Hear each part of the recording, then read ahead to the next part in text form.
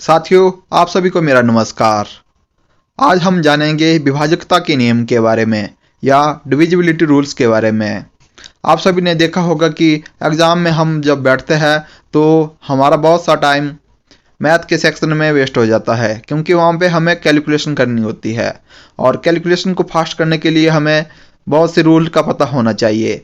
उसी में से एक रूल होता है विभाजकता के नियम। तो आज हम विभाजकता के नियम के बारे में जानेंगे। इससे हमारा एग्ज़ाम में समय की बचत होगी और हम सभी क्वेश्चन को अटेम्प्ट कर सकते हैं। तो आज हम विभाजकता के नियम के बारे में जानेंगे। तो वीडियो शुरू करने से पहले आप सभी से रिक्वेस्ट रहेगी कि जो हमारे चैनल पर नया आया है वो हमारे चैनल को जरूर सब्सक्राइब करे और बेल आइकन को जरूर प्रेस करे। तो चलिए, तो सबसे पहले हम जानेंगे दो से विभक्त होने के नियम कि कौन सी संख्या दो से विभक्त हो सकती है, कौन सी नहीं। तो जानते हैं, यदि किसी संख्या का इकाइकांक, इसमें कहा गया है कि कोई संख्या है उसका इकाइकांक 0, 2, 4, 6, 8 में से कोई हो तो वह संख्या 2 से पूर्णतः विभाजित होगी।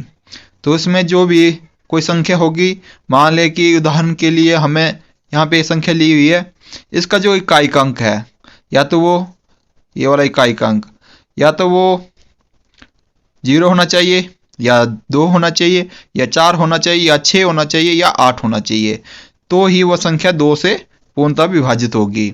तो यहाँ पे हम देख सकते हैं कि इसका इकाइकांक 2 है, तो ये संख्या 2 से पूर्णतः विभाजित होगी। और उसी तरह से सेकंड देखेंगे हम, यहाँ पे इकाइकांक 4 है और यहाँ पे 6 है और यहाँ पे 8 है और यहाँ पे 0 है, तो ये सभी संख्या है दोस्तों, यह 2 से पूर्णतः से विभाजित होगी।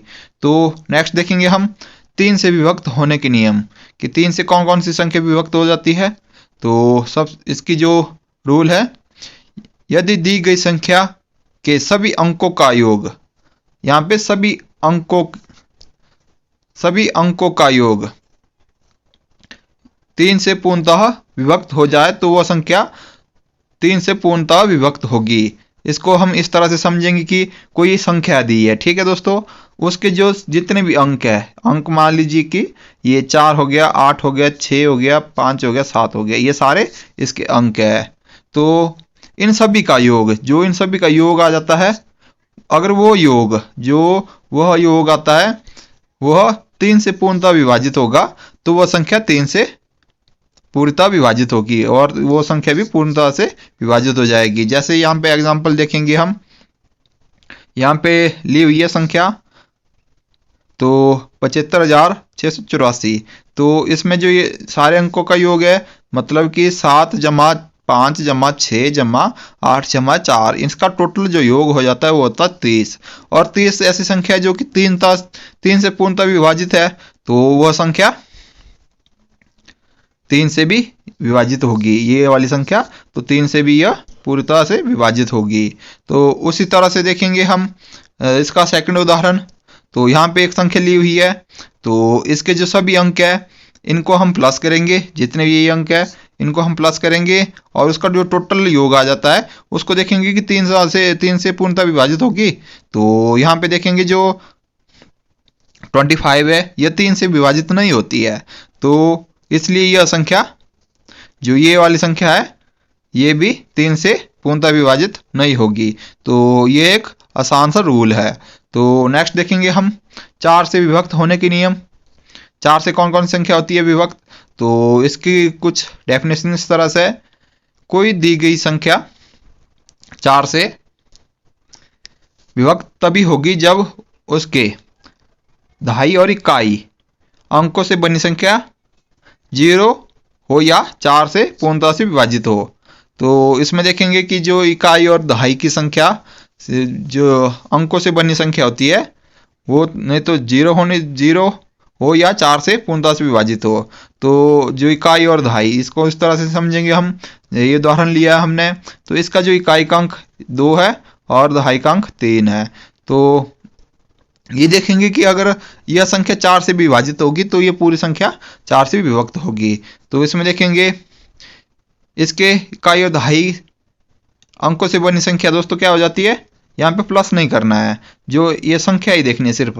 तो यहाँ पे संख्या कितनी है, 32 बन जाती है। तो 32 है जो दोस्तों, तो यह 4 से पूर्णतः से विभाजित हो जाएगी, क्योंकि 32 4 से डिवाइड हो जाती है। तो इस तरह, इसलिए जो ये संख्या दी गई है यह 4 से पूर्णतः से विभक्त हो जाएगी। उसी तरह से हम जो नेक्स्ट एग्जाम्पल है इसको देखेंगे। तो यहाँ पे जो संख्या बनती है इकाई और दहाई को अंकों को लेकर, वो बनती है 54। तो यहाँ पे 54 है दोस्तों, जो बनी हुई संख्या है, जो 4 से पूर्णतः से विभक्त नहीं होती है, क्योंकि 54 4 से विभक्त नहीं होता है। तो इसको अगर हम 4 से डिवाइड करेंगे तो यह पूरी नहीं कटती है। तो इसलिए जो 8,44,254 वाली संख्या है, यह 4 से भी पूरी तरह से विभक्त नहीं होगी। तो इसको हम आसानी से जान लेंगे, हमें ये सिर्फ रूल पता होना चाहिए। इसमें जो लास्ट वाले 4 से देखेंगे हम, लास्ट वाली जो इकाई और दहाई की संख्या अगर 4 से डिवाइड हो जाती है तो ये पूरी संख्या 4 से डिवाइड हो जाएगी। तो नेक्स्ट देखेंगे हम 5 से विभक्त होने के नियम। तो 5 की कुछ इस तरह से है, यदि किसी दी गई संख्या का इकाई अंक, इसमें इकाई अंक 5 हो अथवा शून्य हो, तो वह संख्या 5 से पूर्णतः से विभक्त हो जाएगी। तो कोई संख्या दी गई है हमें, जैसे कि यहाँ पे ये संख्या ली हुई है, उसका जो इकाई अंक है, इसमें देखेंगे दोस्तों जो इकाई अंक है, अगर यहाँ पे क्या बोला इन्होंने, 5 हो या 0 हो, तो वह संख्या 5 से पूर्णतः से विभक्त हो जाएगी। तो इसमें जो इकाई अंक क्या है दोस्तों, यहाँ पे जो इकाई अंक है 5 है, तो ये संख्या पूरी 5 से डिवाइड हो जाएगी। और यहाँ पे जो इकाई अंक है दोस्तों वो है 0, तो यह संख्या भी 5 से पूर्णतः से विभक्त हो जाएगी। तो नेक्स्ट देखेंगे हम 6 से विभक्त होने के नियम क्या है।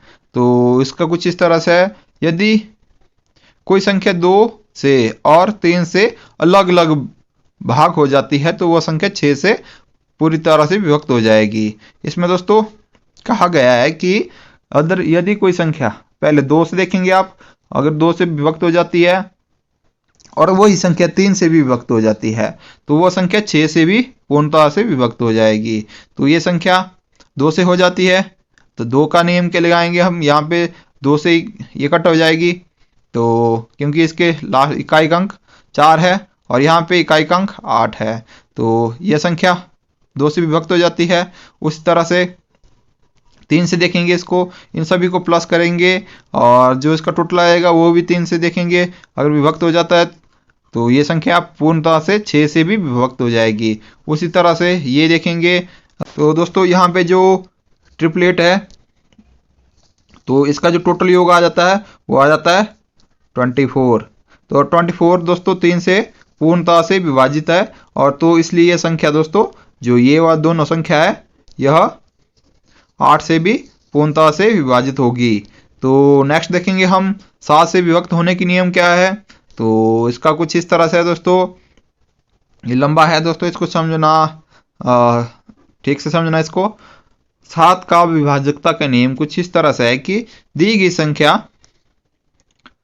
के इकाई अंक को दुगना करके, जो इकाई अंक है उसको दुगना करके शेष संख्या में से घटाते जाते हैं, जब तक कि वह संख्या शेष, उसका जो शेष बचता है वो 7 से पूर्णतः से कट नहीं जाता है, तब वह संख्या 7 से पूर्णतः से जो भाज्य होगी। इसको उदाहरण से समझेंगे हम।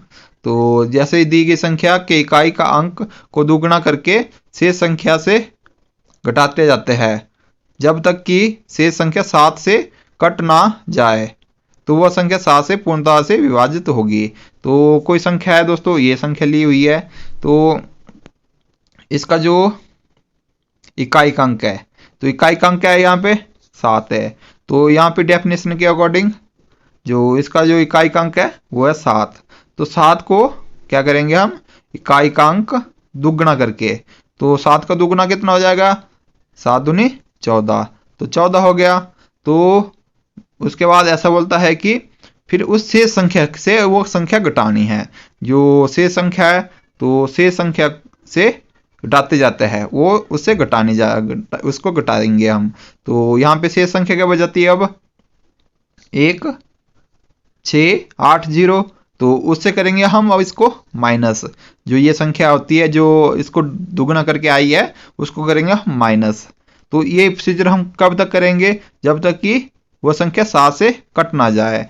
तो यहाँ पे देखेंगे अब ये आ गया, अब इससे हमने कर दिया माइनस 1680 से माइनस 14 कर दिया, तो बचता है हमारे पास अब क्या 1666। तो अब यही प्रोसीजर हम फिर से करेंगे। अब 1666 में इकाई अंक क्या देखेंगे हम, जो इकाई अंक है यहाँ पे वो है 6, तो 6 का दुगुना क्या क्या हो जाएगा 12, और 12 को हम फिर से अब यहाँ पे ये तो कट हो गया है, अब क्या बचता है 166। तो 166 से हम किसको करेंगे माइनस अब 12 को, तो 12 को माइनस करेंगे तो आ जाता है कितना 154, और फिर से हम वही प्रोसीजर करेंगे।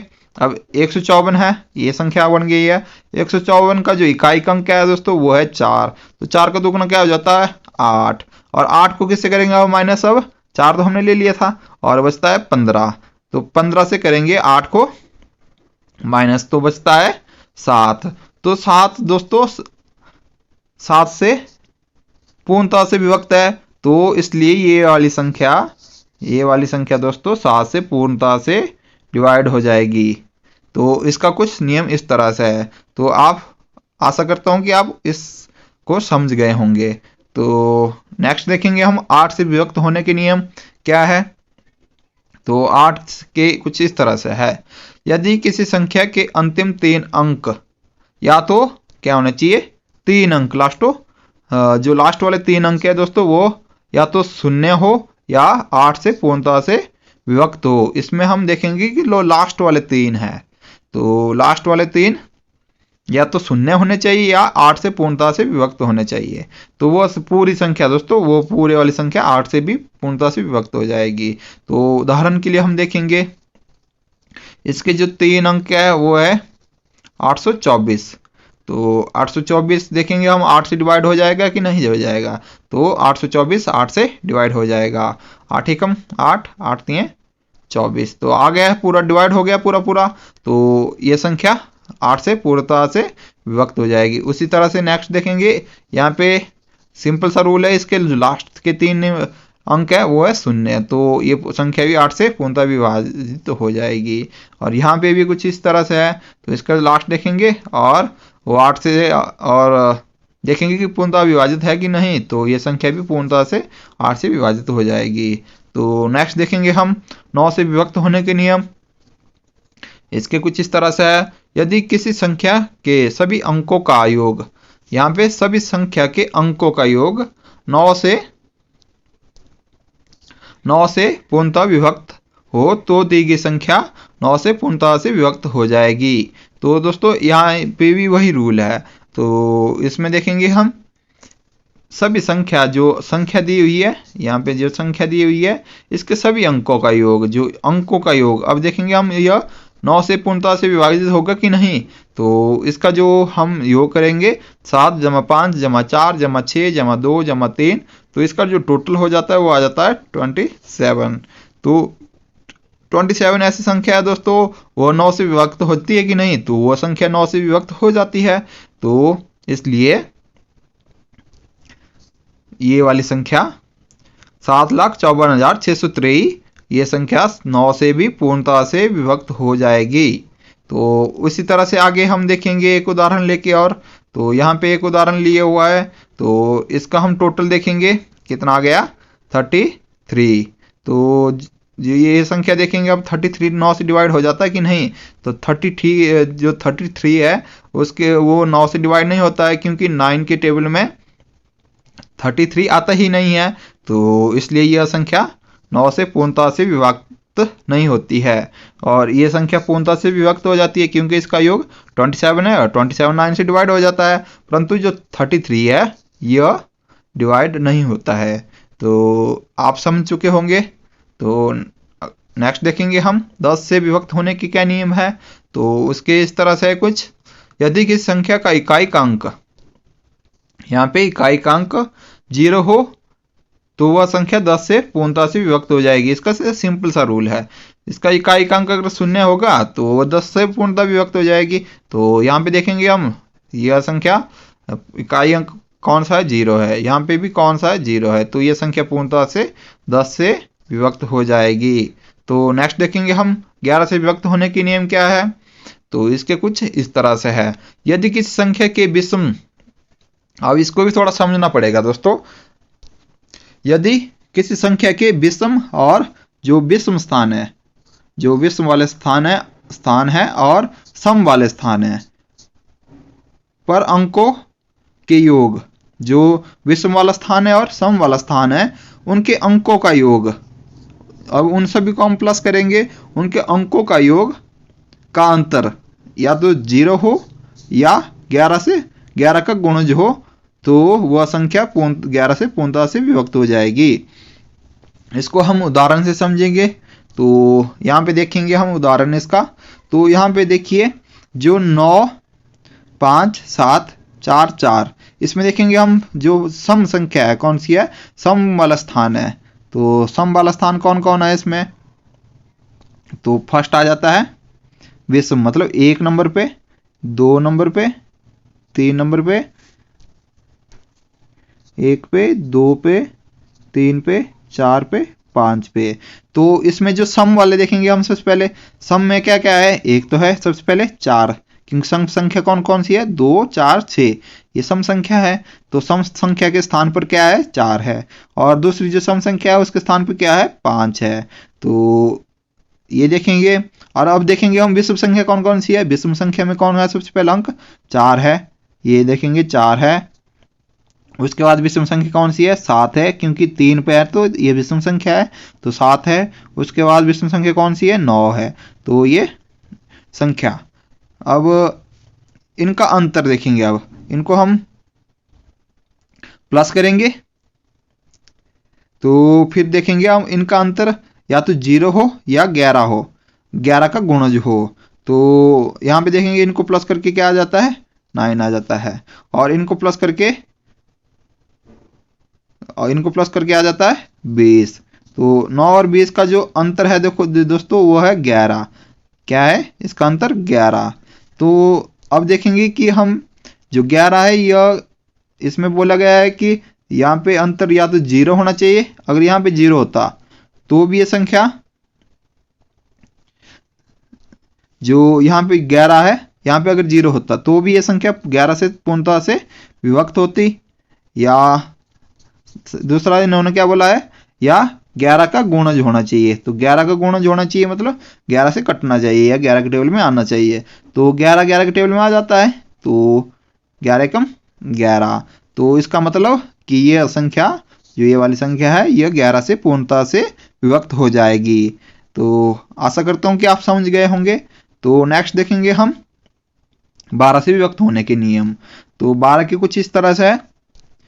यदि कोई संख्या 4 और 3 से अलग अलग विभाजित हो जाती है तो वह संख्या 12 से भी पूर्णतः से विभक्त हो जाती है। तो यहाँ पे क्या क्या बोला हुआ इन्होंने। अब यहाँ पे देखेंगे कि कोई संख्या यदि 4 से और 3 से, अब देखेंगे 4 और 3 से अलग अलग होगी, अलग अलग विभक्त हो जाएगी कि नहीं, तो वह संख्या 12 से भी विभक्त हो जाएगी।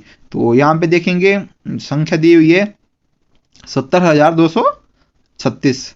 तो इसके जो पहले देखेंगे हम 4 वाला रूल लगाएंगे, फिर 3 वाला रूल लाएंगे। तो 4 का रूल क्या है और 3 का रूल क्या है, सबसे पहले देखेंगे हम 3 से किस तरह से डिवाइड होती है। 3 में देखेंगे हम टोटल नंबर, जो टोटल नंबर है उसका इक्वल करके, जो टोटल नंबर उसका जो आ जाता है इक्वल, उसको देखेंगे हम। अब 3 से डिवाइड हो जाएगा कि नहीं, तो इसको टोटल नंबर है, ये सारे इसके टोटल नंबर है, इनको हम जब ऐड करेंगे तो इसका जो टोटल आ जाता है सम, वो आ जाता है 18। तो 18 को देखेंगे और हम, ये 3 से भी डिवाइड हो जाएगा कि नहीं, तो ये 3 से डिवाइड हो जाता है। तो अब देखेंगे हम 4 से, 4 का रूल क्या है, क्योंकि 4 का, अब इस संख्या में 4 का देखेंगे इकाई और दहाई का अंक, इकाई और दहाई का अंक देखेंगे 4 से डिवाइड हो जाएगा तो ये संख्या भी 4 से डिवाइड हो जाएगी। तो इसका जो इकाई और दहाई का स्थान क्या है, वो 36। तो 36 है दोस्तों, ये 4 से पूर्णतः से विभक्त हो जाता है, तो इसलिए यह संख्या भी सारी दोस्तों, जो ये वाली संख्या है, यह 4 से पूर्णतः से विभक्त हो जाएगी। तो इसका कुछ इस तरह से नियम है। आशा करता हूँ कि आप समझ गए होंगे। तो दोस्तों, आपको वीडियो कैसी लगी आप हमें कमेंट कर सकते हैं। अगर आप कुछ सजेशन देना चाहते हैं वो भी हमें दे सकते हैं। और अगर आपको वीडियो यूजफुल लगी है तो अपने दोस्तों को जरूर शेयर करें और हमारे चैनल को जरूर सब्सक्राइब करें और बेल आइकन को जरूर प्रेस करें। थैंक यू दोस्तों।